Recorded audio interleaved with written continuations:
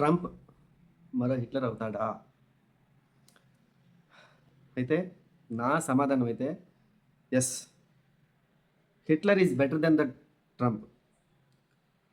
ఎందుకంటే హిట్లర్ అందరికీ తెలిసినట్టుగానే నాజీలదే ప్రపంచం, వాళ్ళు తప్ప వేరే వాళ్ళు ఏలడానికి వీలు లేదు అన్నట్టుగా డైరెక్ట్గా చెప్పేసేసి గొంతు కోసేసేవాడు అందరినీ అట్లా కోసి చంపేశాడు. ట్రంప్ అమెరికా విధానం, నా బుజ్జి చించు, రా రా తీసుకో తీసుకో, నీ మీద ఇదైను టారిఫ్ లేను, దా తీసుకో తీసుకో అని అందరినీ నమ్మించి మెల్లగా తన వైపు లాక్కొని కోడి మెడకాయ ఉంచినట్టు వంచేసి కత్తి తీసుకొని పసా పసా పసా పసా కోసేసేవాడు ట్రంప్. ఎందుకంటే నమ్మించి మోసం చేస్తాడు. So characterisations same Hitler and Trump. Hitler ఏదైతే క్యారెక్టరైజేషన్స్ ఉన్నాయో అదే క్యారెక్టరైజేషన్స్ ట్రంప్లోనూ ఉన్నాయి.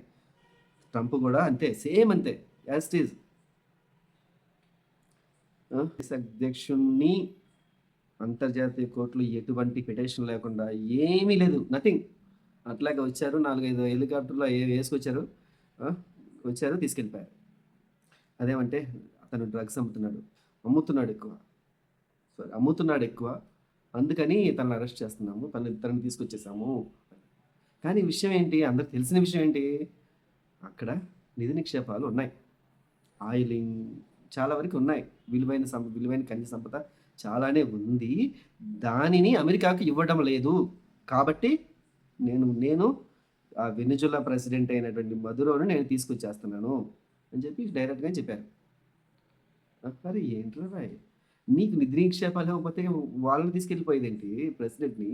అయితే ఒక దేశ ప్రెసిడెంట్ని ప్రపంచంలో ఎవ్వరు కూడా ప్రశ్నించరని అది ఆ ధైర్యం ఎత్తుకుపోయినప్పుడు కనీసం. శాంతి నోబెల్ ప్రైజ్ వచ్చినటువంటి మచాడో ఎవరైతే ఉన్నారో ఆవిడ తన శాంతి నోబెల్ ప్రైజ్ ఏదైతే ఉందో దాన్ని తీసుకెళ్ళి ట్రంప్ గారికి ఇచ్చేసింది. ఈవిడ మహానుభావురాలు. ఇంకా అదే ఇచ్చిన వాళ్ళకి బుద్ధి ఉండాలి, తీసుకున్న వాళ్ళకైనా సిగ్గుండాలి. ఆల్రెడీ నోబెల్ ప్రైజ్ వాళ్ళు డిక్లేర్ చేసేసారు. ఇది ప్రైజ్ ఇచ్చేసిన తర్వాత దాన్ని ఏం చేసుకుంటారో మాకు తెలియదు, మాకు సంబంధం లేదు అన్నట్టు ఆల్రెడీ ఇచ్చేసింది. ఇంతకుముందు కూడా చాలామంది అమ్ముకున్నారని కూడా చెప్పింది. కానీ తను ఎందుకు చేసింది, ఇప్పుడే ఎందుకు చేసింది? ఎందుకంటే అందరికి పదవి వ్యామోహం. వెనిజులాలో ఆల్రెడీ గొడవలు జరుగుతూ చాలా అల్లర్లు జరుగుతూ ఉన్నాయి, బాగాలేదు వెనిజులా పరిస్థితి. దానికోసం ఇప్పుడు తనని ప్రెసిడెంట్ చేయాలి, ఆ మద్దతు కోసం తను అమెరికా ప్రెసిడెంట్ ట్రంప్ దగ్గరికి వెళ్ళింది. కానీ ట్రంప్ ఏమన్నాడు తెలుసా?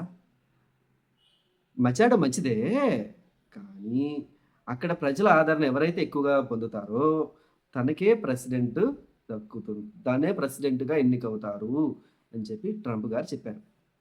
పాపం మచాడో, అరే రే ఇది తెలియకుండా ఇచ్చేసాను అనవసరంగా నోబెల్ ప్రైజ్, ఇది తెలుసుంటే ఇచ్చేదాన్ని కాదే, అది ఎంత పని అయిపోయింది, నోబెల్ ప్రైజ్ ఇచ్చేసాను, ఉన్న ఒక్క ఆయుధాన్ని ఉపయోగించేశాను, అరే భలే పని అయిందిరా చచ్చ అనుకుని ఉంటుంది మనసులో.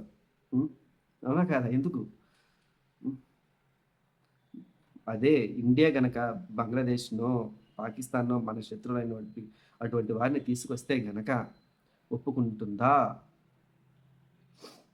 అమెరికా? ఒప్పుకుంటుందా? ఆల్రెడీ టారిఫ్ల పేరుతో చంపేస్తున్నాడు.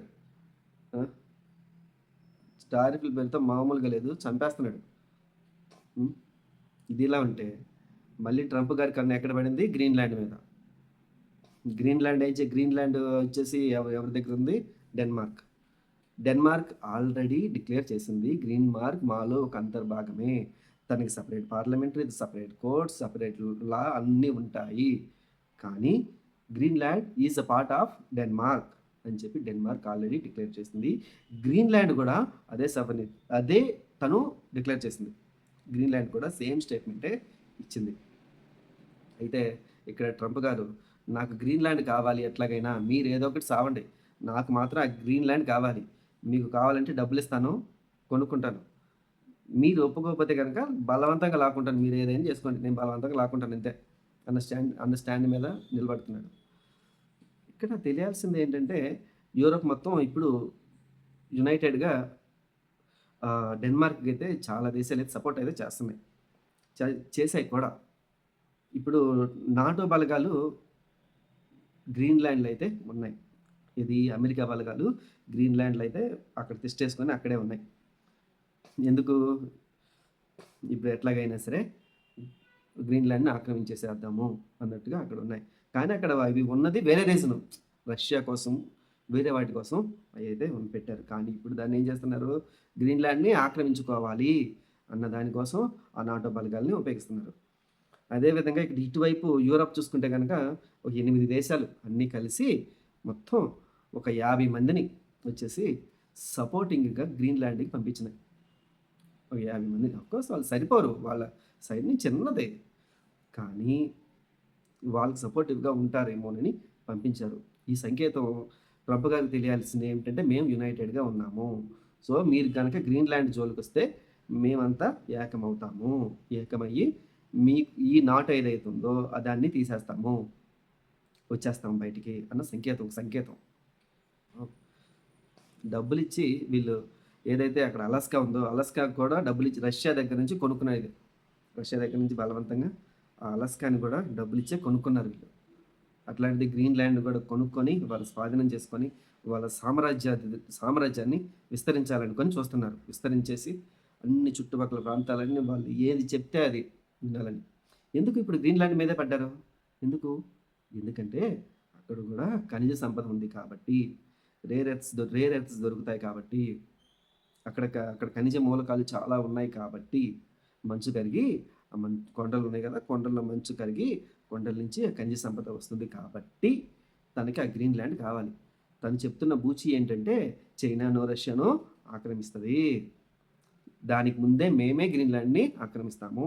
సో, మీరు దీనికి సపోర్ట్ చేయాలని డెన్మార్క్‌కి, మిగిలిన యూరప్ కంట్రీస్ అన్నిటికి ట్రంప్ వార్నింగ్ ఇచ్చాడు. కానీ యూరప్ కంట్రీస్ అన్నీ కూడాను ఒక యునైటెడ్‌గా అయితే పనిచేసినాయి. దీన్ని మరి ట్రంప్ టారిఫ్‌లు మళ్ళీ యూరప్ మీద 10% టారిఫ్ విధించాడు. యూరప్ నుంచి ఏదైతే వస్తువులు అమెరికా దిగుమతి చేసుకుంటుందో, ఆ వస్తువుల మీద 10% టారిఫ్ ఏసాడు. ఇది మీరు గనక వినకపోతే జూన్ లోపులో 25% చేస్తాను అని వార్నింగ్ కూడా ఇచ్చాడు. బలమున్నోడిదే కుర్చీ, బలమున్నోడిదే ప్రపంచం. సో, మనం కూడా ఒక బలమైన దేశంగా ఎదుగుదాము. అందులో ఒక పాత్ర అవుదాము అని నేను దృఢంగా కోరుకుంటున్నాను. ధన్యవాదాలు.